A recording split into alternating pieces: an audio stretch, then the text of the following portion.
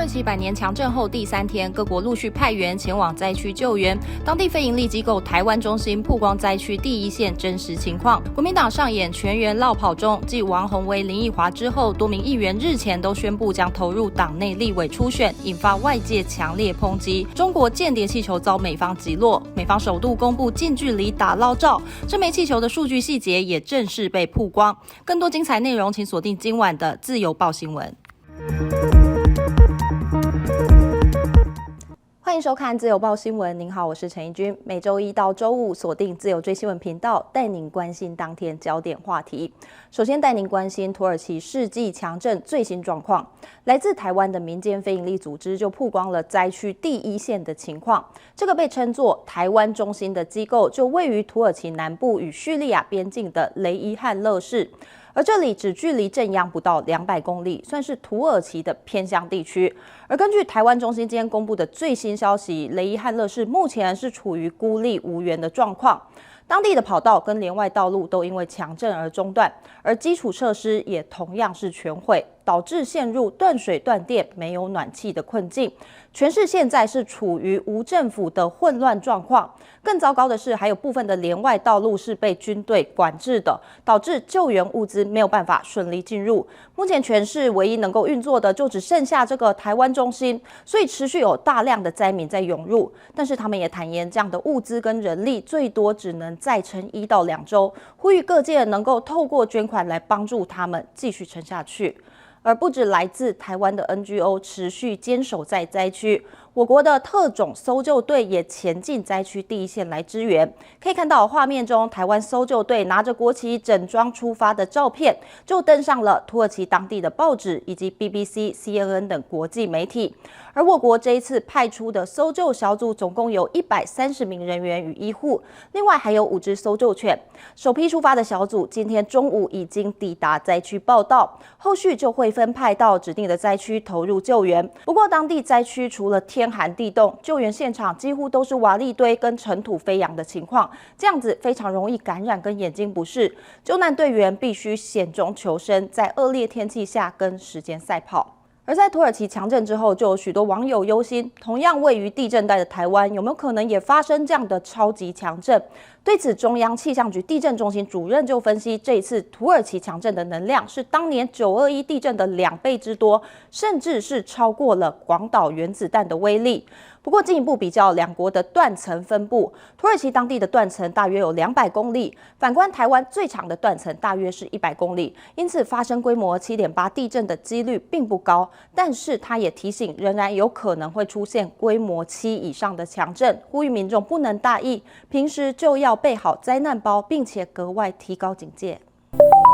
好，镜头回到国内，带你关心政坛焦点。国民党议员上演全员逃跑中，包括徐巧芯、游淑慧以及张思刚等多达8名议员，选上没多久就宣布要角逐立委。这样的落跑现象，就让名嘴痛批，根本是把选民当作投票部队在利用。到底这样的歪风会不会牵动2024的选情？马上把时间交给记者吕月琪，掌握详细情况。国民党亲中派议员个个喊出要角逐立委，不止徐巧芯早早宣布，台北市的游淑慧、张思刚也跟进表态。9合1选后蓝营大胜，议员趁势而起，想进军国会，势必要 PK 同选区的资深前辈。从王宏威落跑之后，接下来有许多的这些议员，等于是把他们的这个障碍全部清除，甚至于试图营造出一种就是只有他们来选才会胜选的概念。那所以我们会看到，在这一次里面，虽然刚选上，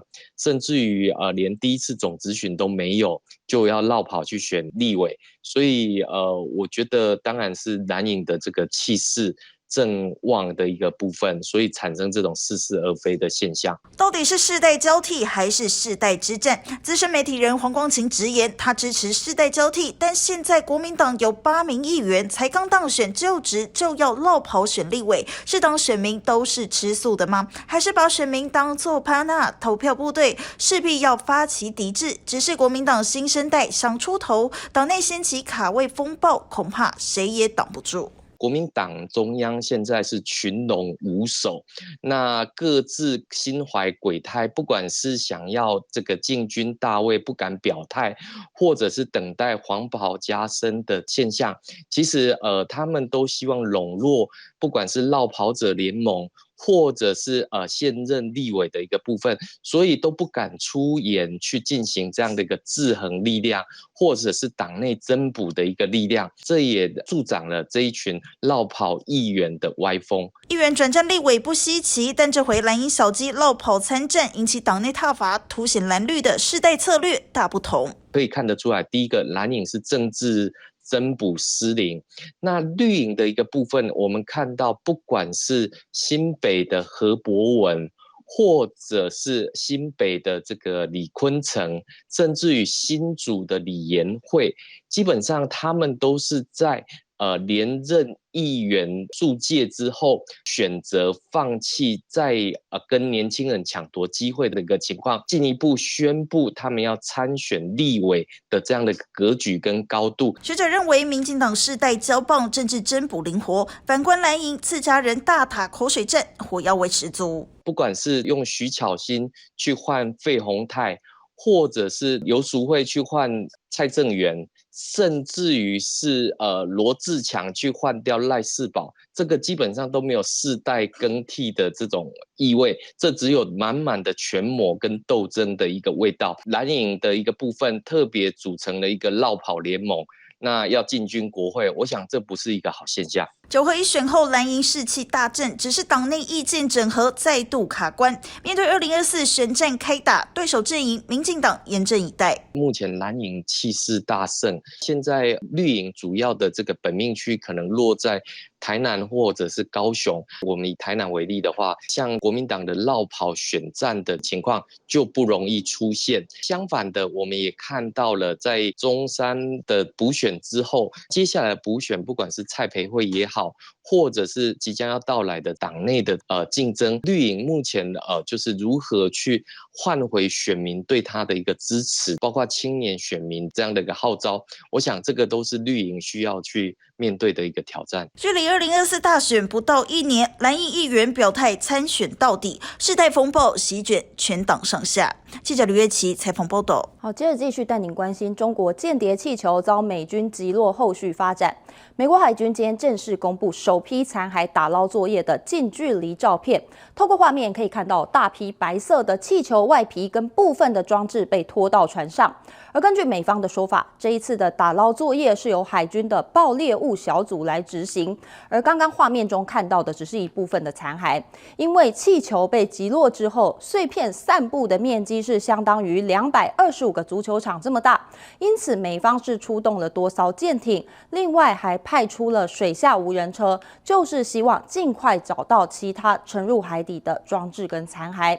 而随着部分的气球残骸被美军寻获，中国间谍气球的细节也陆续曝光。根据美方的说法，这颗气球的大小其实还蛮惊人的哦，因为它的高度就有60公尺，是比自由女神像还要高，而且它的载重能力几乎等同一台小型的民航客机。美方的官员就进一步透露，这颗气球上其实还装了不少装置，包括太阳能板、螺旋桨以及可以控制方向的舵，另外还配有自毁爆炸装置。至于这颗气球到底是不是侦察的用途，后续残骸将被送到美国的联邦调查局研究室来做进一步的分析。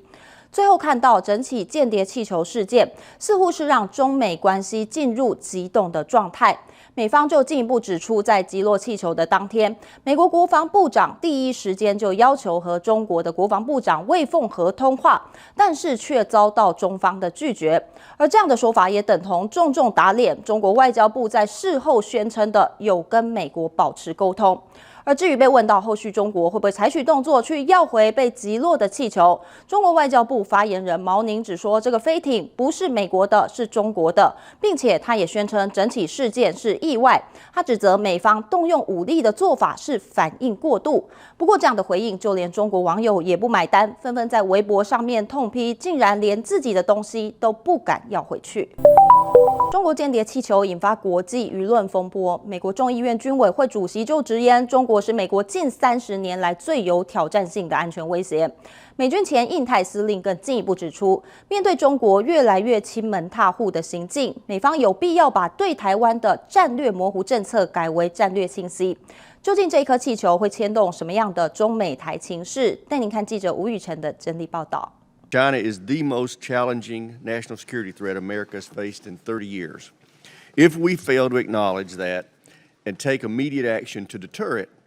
the next 30 years could be devastating for our nation. 中国间谍气球事件后，美国众议院7日也召开新国会第一场听证会。联邦众议院军事委员会针对中共对美国国防的紧迫威胁，找来前美国印太司令部司令哈里斯以及布鲁金斯研究所专家席美宁。罗杰斯指出，中国侦察气球进入美国是中国故意发射，展现军力，而美国对中国的威胁必须停止天真的看法。民主党首席议员史密斯指责中国行为鲁莽，面对中共使用违背国家利益的军事力量，美国必须保持警惕，持续与盟友合作，制止中共侵略及违反准则。前美国印太司令部司令哈里斯同样谴责在国务卿布林肯访中之前中国无视规范，也特别提到期待众议院长麦卡锡承诺的访台之旅能够成行。而针对中国对台威胁，他则引述美国防长奥斯汀过去关注中国威胁，愿意强力支持台湾的承诺，也认为美国已经实行了44年的政策，必须有所调整。 Right now our policy is strategic ambiguity.Will we defend Taiwan if China attacks? I don't know. I mean, that's what strategic ambiguity is. So it keeps the option, I guess, open. I think we need to move to a position of strategic clarity. 哈里斯认为，美国是时候将政策转为战略清晰。他也建议美方协助台湾军事培训，呼吁美国应该尽快与台湾签署双边自由贸易协定。而对于习近平一再展现对台湾的企图，美国则不应该让中国来决定美国的对台政策。记者吴宇晨整理报道。好，继续带您深入探讨，在中国间谍气球入侵事件之后，是让中美关系更加雪上加霜。美国总统拜登今天在国会发表谈话时，更特别提到这一次的事件，他甚至还脱稿演出。拜登到底说了些什么？马上把时间交给记者吴宇晨，掌握详细状况。We made clear, and I made in my personal conversations, which have been many, with President Xi, that we seek competition, not conflict. But make no mistake about it. As we made clear last week, if China threatens our sovereignty, we will act to protect our country, and we did. 回应中国间谍气球入侵，美东时间7日晚间9点，美国总统拜登在国会两院联席会上发表他任内的第2次国情咨文。拜登表示，美国现在处在10年来最强大的位置，能够与中国和任何国家竞争。不过，他寻求的是和中国合作，来促进美国利益和世界的福祉。他也说，过去的2年，民主变得更强大，而非更弱势。提到习近平时，他更是脱稿演出，激动笔画。Name me a world leader who changed places with Xi Jinping. Name me one. Name me one. 而面对美中竞争，他说不会为投资使美国壮大而道歉，也表示将会投资美国的创新以及定义未来的产业。长达7日3分钟的演讲，拜登用大篇幅阐述经济政策，主张对富豪增税，也表示自己就任2年为美国创造1200万的工作机会，失业率创下53年新低。此外也提到，例如基建用美国建材、警察改革、药物使用以及持续支持乌克兰等。国情咨文演说是美国年度的重大电视演讲，外界预料这将是年满80岁的拜登寻求连任到86岁的一次关键演说。CNN 评论拜登在这场演讲的表现，无论在外观上或者声音表现，都必须展现出能够胜任的样子。而这也是自共和党重掌众议院与民主党分别领导参议院后，拜登首次在国会联席会上演说。拜登也向共和党喊话，期待两党合作。不过在他提到希望国会通过举债上限时，说少部分共和党人想拿经济胁迫政府，实际是希望医疗保险和社会保障倒退，立刻引来共和党人嘘声，包括乔治亚州的众议员格林向他比出倒赞，打断说拜登是骗子。拜登则立刻回击，呼吁立法者为老人挺身而出。CNN 形容拜登的反应迅速而巧妙，而路透也引述共和党前众议员金辛格的话，表示拜登与人权吵架，并且吵赢了，这完全出乎我的意料。记者吴宇晨整理报道。感谢您收看今天的自由报新闻。如果您对今天议题有什么不一样的想法，欢迎在底下留言和我们分享，也不要忘记帮我们按赞、订阅、分享，锁定更多焦点话题。我们下次再会。